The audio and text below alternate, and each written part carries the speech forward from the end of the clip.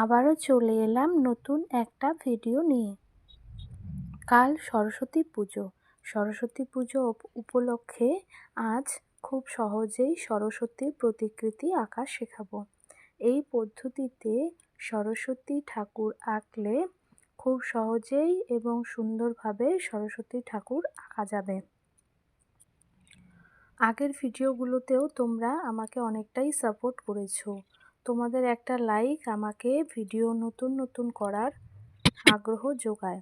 আমার এই ভিডিওগুলো থেকে তোমরা যদি বিন্দুমাত্র উপকৃত হও বা আর্ট শিখতে পারো, আমি নিজেকে ধন্য বলে মনে করব।